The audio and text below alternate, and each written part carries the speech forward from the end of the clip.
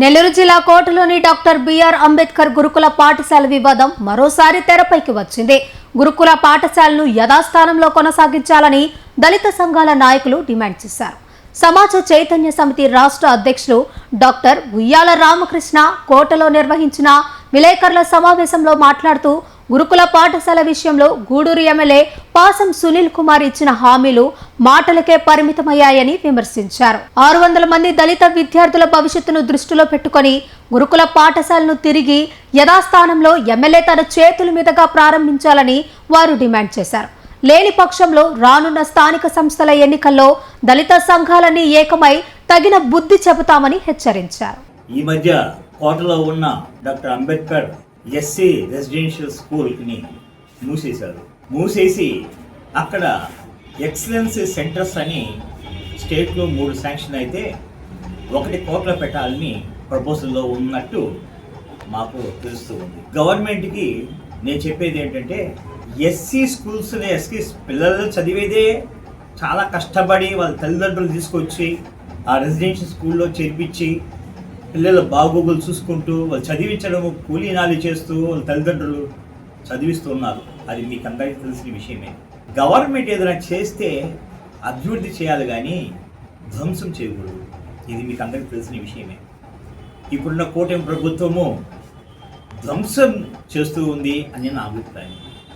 ఎందుకంటే అది ఏర్పడి ఆ స్కూల్ దగ్గర 40-50 సంవత్సరాలు అయిపోయింది. 40 సంవత్సరాల నుంచి నడుస్తున్న ఒక స్కూల్ని దానిలో ఎక్కువగా ఎస్సీ దళిత పిల్లలు విద్యార్థులు చదువుకునే స్కూల్ని ఉండెట్టుకొని మూసేసి ఆ పిల్లలని పోలీసుల చేత నెట్టించి తాళం వేసి ఆ పిల్లల్ని తీసుకెళ్ళి ఆ చెల్లకూరు ఆ నాయుడుపేట లేదా వాకాడులో ఆల్రెడీ నడుస్తున్న రెసిడెన్షియల్ స్కూల్స్లో అడ్జస్ట్ చేశారు. కానీ ఇది ఎట్లా ఉందంటే ఒక 100 బర్రెలు ఉండే ప్లేస్లో 200 బర్రెలు తోలేసినట్టు ఉంది. వాళ్ళకి తిండి ఏంటి, వాళ్ళు పడుకోవడానికి బెడ్లు ఉన్నాయా, వాళ్ళు పోయేదానికి బాత్రూమ్లు ఉన్నాయా, వాళ్ళు ఉండేదానికి వస్తువులు ఉన్నాయా, చదివేదానికి టీచర్లు చదువు చెప్పేదానికి టీచర్లు ఉన్నారా అనేది మీరు ఏమీ చూసుకోలేదు. ఆ విద్యార్థులు ఏమి చేయలేక, ఎందుకంటే చాలామంది ఎస్సీ విద్యార్థులు తల్లిదండ్రులు ఏం చేస్తారు, మీ మీద పోరాటం చేయలేరు కదా, మీరు గొప్పవారు.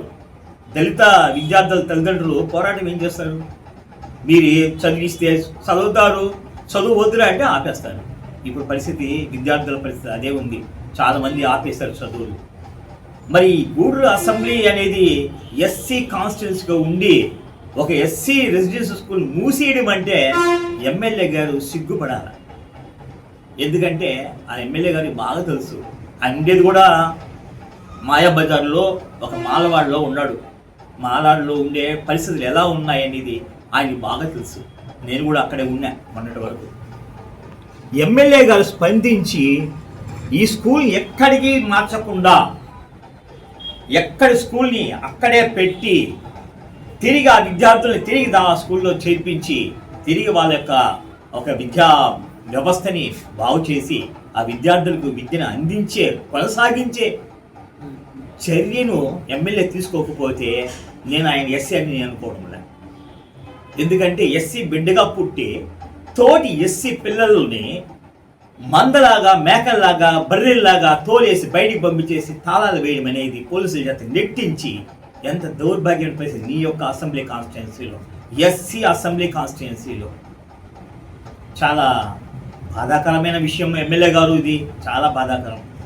నేను ఒక పెద్దవాళ్ళలాగా ఒక ఉద్యోగంలో 36 సంవత్సరాలు ఒక డాక్టర్గా పనిచేసిన ఒక ఉద్యోగస్తులాగా మిమ్మల్ని కోరుకుంటూ ఉన్నాను. మీరు అసెంబ్లీలో మాట్లాడారు, బాగానే ఉంది. బట్ ప్రభుత్వం నుంచి ఏ ఒక్కలాంటి హామీ రావడం లేదు.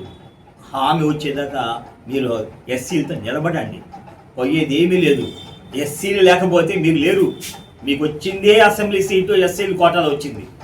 ఎస్సీలు రేపు తిరుగుబాటు చేస్తే మీరేమవుతారో ఒకసారి ఆలోచించుకోండి. మీరు అనుకుంటారు ఎస్సీ బలం ఏం లేదని. ఇప్పుడు సంఘాలన్నీ పోరాడుతూ ఉన్నాయి. ఈ సంఘాలన్నీ ఏకమైతే మీ పరిస్థితి ఏందో ఒకసారి ఆలోచించుకోండి. మీకు ఎవరు సపోర్ట్ చేస్తారనేది ఒకసారి ఆలోచించుకోండి. వీధిలో గ్రామాల్లో మీకు ఎస్సీ సపోర్టర్స్ చాలామంది ఉన్నారు. తిరిగి ఎస్సీలు అందరూ మీకు సపోర్ట్ చేసి విత్డ్రా చేసుకుంటారు. ఎందుకంటే ఎస్సీ పిల్లలకి ఎంత ద్రోహం జరిగింది. ఇక రాబోయే రాజకీయంగా మాత్రము మీకు చాలా చాలా కష్టకాలం ఉంటుందని నేను అనుకుంటూ ఉన్నాను. అందుకని ఎమ్మెల్యే గారికి నేను ఒక సోదరులాగా నేను సలహా ఇస్తున్నాను. మీరు మాట్లాడే విధానం బాగానే ఉంది, బట్ ఇంకా గట్టిగా మాట్లాడండి, పోరాడండి.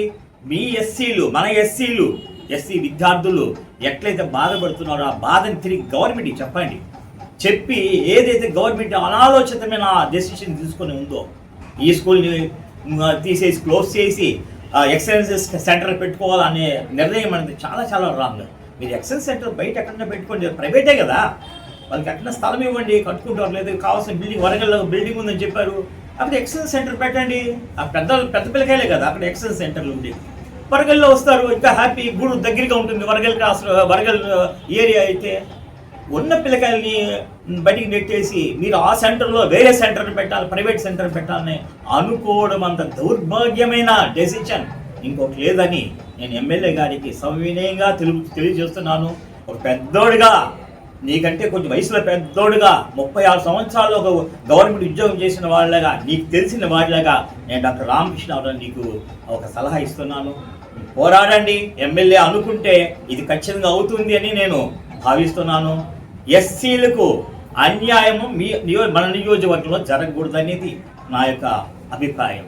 అలాగే మీ అభిప్రాయం కూడా అలాగే ఉండాలా ఎస్సీలకి ఈ నియోజకవర్గంలో. ఎందుకంటే మా తరఫున మీరు పోరాడాలా. అసలు పిల్లలు పోరాడకూడదు, ఇక్కడ సంఘాలు పోరాడకూడదు. మీరు మా రిప్రజెంటేటివ్, ఎస్సీ రిప్రజెంటేటివ్ ఈ గూడూరు కాన్స్టిట్యున్సీ, మీరు పోరాడాలా. బట్ మీరు పోరాడకుండా ఇక్కడ విద్యార్థులు, సంఘాలు లేదా వేరే రాజకీయ పార్టీలు పోరాడుతున్నాయి, వాళ్ళకి ఛాన్స్ ఇవ్వద్దు. మీరే పోరాడి సాధించండి. పోయిన ఆ ఎస్సీ రెసిడెన్షియల్ స్కూల్ తిరిగి స్థాపించండి, తిరిగి దాన్ని కొనసాగించండి. విద్యార్థులందరూ కూడా చాలా సంతోషిస్తారు. ముఖ్యంగా మన పిల్లలు, దళిత పిల్లలు అందరూ ఆల్మోస్ట్ అందరూ ఎస్సీసే ఉన్నారు అక్కడ. ఆ పిల్లలందరూ కూడా, పిల్లల తల్లిదండ్రులు అందరూ కూడా మీకు సపోర్ట్ చేస్తారని నేను మన ప్రెస్ తరఫున దీనిగా నేను మీకు చెప్తున్నాను. ఎమ్మెల్యే గారు, మీరు అనుకుంటే ఇది సాధిస్తారు. మీరు గట్టిగా నిర్ణయించండి. నిర్ణయించుకోకపోతే, మీరు కానీ నిర్ణయం సరిగా తీసుకోకపోతే ప్రజా సంఘాలు కానీ, దళిత సంఘాలు కానీ, దళిత యువజన సంఘాలు కానీ ఊరుకోవు. ఈ ఉద్యమాన్ని ఇంకా ఉధృతం చేస్తాయి, ఖచ్చితంగా మిమ్మల్ని బాయిగా చేస్తాయని నేను ఘంటాపథంగా చెప్తున్నాను. ఆ స్థితి తెచ్చుకోవద్దు. ఇది మీరు చాలా మంచివారు, నాకు తెలుసు, చిన్నప్పటి నుంచి మీరు నాకు తెలుసు కాబట్టి చెప్తున్నాను. ఆ స్థితి తెచ్చుకోవద్దు. మిమ్మల్ని బాయికా చేసే రోజు గ్రామాల్లో ఉంటుంది, అతి త్వరలో ఉంటుంది. ఆ స్థితి తెచ్చుకోవద్దని నేను ఎమ్మెల్యే గారికి, సునీల్ కుమార్ గారికి చెప్తూ ఉన్నాను. దయచేసి మీరు ఇంకొంచెం ముందుగా వెళ్ళి గట్టిగా చెప్పండి గవర్నమెంట్కి, నా నియోజకవర్గంలో ఎస్సీలకు అన్యాయం జరిగితే నేను ఊరుకోనని గట్టిగా చెప్పండి. ఖచ్చితంగా గవర్నమెంట్ దిగి వస్తుంది, మీ మాట వింటుందని నేను ఎమ్మెల్యే గారికి సవినయంగా చెప్పుకుంటున్నాను. మీరు నిజంగా సాధిస్తారంటూ కూడా గర్వంగా నేను చెప్పుకుంటున్నాను. ఇది ముఖ్యంగా నేను చెప్తున్నది ఎమ్మెల్యే గారికి, గౌరవ ఎమ్మెల్యే గారికి, ప్రభుత్వానికి నేను ఇస్తున్న సలహా, వార్నింగ్ కూడా ఇదే ఉంటుంది. ఎందుకంటే ప్రజా సంఘాలు నా దగ్గరికి వస్తున్నాయి, ప్రజా సంఘాలు పోరాడాలని చూస్తూ ఉన్నాను. వాళ్ళు విలేజ్ నుంచి, గ్రామాల నుంచి, స్కూల్ నుంచి, నెల్లూరు కలెక్టరేట్ నుంచి అందరితో కూడా వాళ్ళు మీట్ అవుతున్నారు. అందరూ సంఘటితం అవుతున్నారు, అందరూ యూనిట్ అవుతున్నారు. ఈ యూనిటీ ఎంత దూరం పోతుంది అనేది మనం ఊహించలేం. దయచేసి ప్రభుత్వం కళ్ళు తెలుసుకొని మూసేసిన అంబేద్కర్ ఎస్సీ రెసిడెన్స్ స్కూల్ని తిరిగి రీఓపెన్ చేసి ఎక్కడ ఎవరైతే 600 మంది పిల్లలు ఉన్నారో 600 పిల్లల్ని తీసుకొచ్చి తిరిగి మళ్ళీ అదే స్కూల్ చేర్పించి వాళ్ళకి యథావిధిగా ఆ చదువులు కానీ మిగిలిన కానీ కొనసాగించాలని మీకు తెలియజేస్తున్నాను. మీరే వచ్చి తిరిగి ఆ స్కూల్ని ప్రారంభించాలని ఎమ్మెల్యే గారికి చెప్తున్నాను. ఇది మీరందరూ గమనించాల్సింది. ముఖ్యంగా కూటమి ప్రభుత్వము, మన ఎమ్మెల్యే గారు, మన ఎంపీ గారు, ఇక్కడున్న రాజకీయ నాయకులు అందరూ కూడా ఆలోచించి తగు నిర్ణయం తీసుకుంటారని ఆశిస్తూ మీకందరికీ కూడా నెల నుంచి ఎంతో పోరాటం చేస్తున్న 600 మంది విద్యార్థుల కోసం ఈ రోజుకి ఎటువంటి నిర్ణయం తీసుకోవడం చాలా దురదృష్టకరం. అదేవిధంగా ఎమ్మెల్యే గారు మాట్లాడారు అసెంబ్లీలో, బాగానే ఉంది. కానీ ఆ మరుసటి రోజు డీసీఓ గారు వచ్చి అన్ని మౌలిక సదుపాయాలు కరెక్ట్గానే ఉన్నాయి, ఏమి ఇబ్బంది లేదని చెప్పడం చాలా దౌర్భాగ్యం, దురదృష్టకరం కూడా. ఈరోజు చూస్తే ఈరోజు వాకాడులో పరిస్థితి ఎలా ఉందంటే అక్కడ పిల్లలు చాలా అవస్థలు పడుతున్నారు. ఎవరికి చెప్పుకోవాలో, ఎట్లా పోవాలని దౌర్భాగ్య స్థితిలో ఉన్నారు. అలాంటి పరిస్థితిని చూసి కూడా డీసీఓ గారు నిన్న వచ్చి ఏం ఇబ్బంది లేదు అని స్టేట్మెంట్ ఇవ్వడం అనేది చాలా దురదృష్టకరం. ఎందుకు మా దళితులకే ఎందుకు ఈ బాధలు? మీ ఈ దళిత నియోజకవర్గంలో మీరు ఇలా మాట్లాడడం చాలా దౌర్భాగ్యం. ఎమ్మెల్యే గారు కొంచెం ఆలోచించండి. ఎందుకంటే మీరు తీసుకునే నిర్ణయం 600 మంది జీవితాల మీద ఆధారపడి ఉంటుంది. అదేవిధంగా ఇక్కడ 100 మంది 150 మంది సెంటర్ ఆఫ్ ఎక్సలెన్స్ అనే పేరుతో 600 మంది జీవితాలని నాశనం చేయడం అనేది ఎంతవరకు న్యాయమో మీరు ఆలోచించండి. ఎందుకంటే సెంటర్ ఆఫ్ ఎక్సలెన్స్కి మేము విరుద్ధం కాదు, మేము వెల్కమ్ చేస్తున్నాం. కానీ వరగల్లో మంచి ఎన్విరాన్మెంట్ ఉంది, దానికి సరిపడా 100 మందికి సరిపడా ఇన్ఫ్రాస్ట్రక్చర్ అక్కడ ఉంది. సో మీరు అక్కడ ఏర్పాటు చేయండి. అంతేగాని ఉన్న పిల్లల్ని మీరు ఖాళీ చేసేసి కనీసం వాళ్ళ చదువుని దూరం చేయడం అనేది చాలా దురదృష్టకరం. దయచేసి ఎవరు దళితులు అంత అమాయకులుగా లేరు, వాళ్ళందరూ అన్నీ తెలుసు వాళ్ళకి ఏం జరుగుతున్నది. దయచేసి మీరు కూడా మీ మంచి హృదయంతో ఆలోచించి దాన్ని మళ్ళీ వెనక్కి తీసుకొస్తే మీకు మంచి నేమ్ ఉంటుంది. అదేవిధంగా 600 మంది దళిత బిడ్డల జీవితాలని మీరు మెరుగుపరిచిన వాళ్ళు అవుతారు. దయచేసి ఒకసారి ఆలోచించండి దాని గురించి. అంతేగాని వాళ్ళ జీవితాలని నాశనం చేయడానికి మీరందరూ కంకణం కట్టుకోవద్దు. దయచేసి మిమ్మల్ని వేడుకుంటున్నాం మా దళిత బిడ్డల తరఫున. ఎందుకంటే వాళ్ళకి చదువుని దూరం చేయడం అనేది చాలా దురదృష్టకరం. దయచేసి ఆలోచించండి. ఆ పిల్లలు భవిష్యత్తుని మీ చేతుల్లో పెట్టి వాళ్ళు ఇప్పుడు ఎవరైనా దళితులు గురుకుల పాఠశాలలో జాయిన్ అవుతున్నారంటే నా బిడ్డ క్షేమంగా గురుకుల పాఠశాలలో ఉన్నాడు, నేను ఏం పని చేసుకొని రావచ్చు అన్న ధైర్యంతో ఉన్నారు. అంతేగాని ఈ విధంగా నా బిడ్డని రాత్రి తరివేస్తారని కల్లో కూడా ఎక్స్పెక్ట్ చేస్తుంటారు. ఎందుకంటే కోట గురుకుల పాఠశాల ఈ చుట్టుపక్కల ఏదైతే అందుబాటులో ఉన్నదో, సో ఈ అందుబాటులో ఉన్న వాళ్ళే జాయిన్ అవుతారు. అంతేగాని ఎక్కడెక్కడో నుంచి వచ్చి కన్వీనియంట్ లేకుండా వచ్చి జాయిన్ అవ్వరు. సో వాళ్ళు ఏర్పాటు చేసుకున్న వాళ్ళ ఆలోచన, వాళ్ళ కళ్ళన్నీ మీరు నమ్ము చేసిన వాళ్ళు అవుతారు. దయచేసి మీరు ఆలోచించండి. మీరు ఏదైతే ఆలోచిస్తున్నారో దాన్ని ఒకసారి రిమైండ్ చేసుకొని ఒకసారి వాళ్ళ భవిష్యత్తు గురించి ఆలోచించినట్లయితే కొంచెం మీరు దళితులకి మంచి చేసిన వాళ్ళు అవుతారు. దయచేసి మిమ్మల్ని వేడుకుంటున్నాం. దయచేసి ఈ యొక్క సెంటర్ ఆఫ్ ఎక్సలెన్స్ ని వరగలికి తరలించి 600 మంది పిల్లల్ని వెనక్కి తీసుకొచ్చినట్లయితే you are the real hero in this constituency. So please sir, ఈ విషయంలో ఖచ్చితంగా మీరు ఇంకొకసారి ఆలోచించి నిర్ణయం తీసుకోండి. లేకపోతే పరిణామాలు మాత్రం తప్పవని ఈ బహుజన్ యూత్ ఫోర్స్ తరఫున మేము కోరుకుంటున్నాం. Thank you.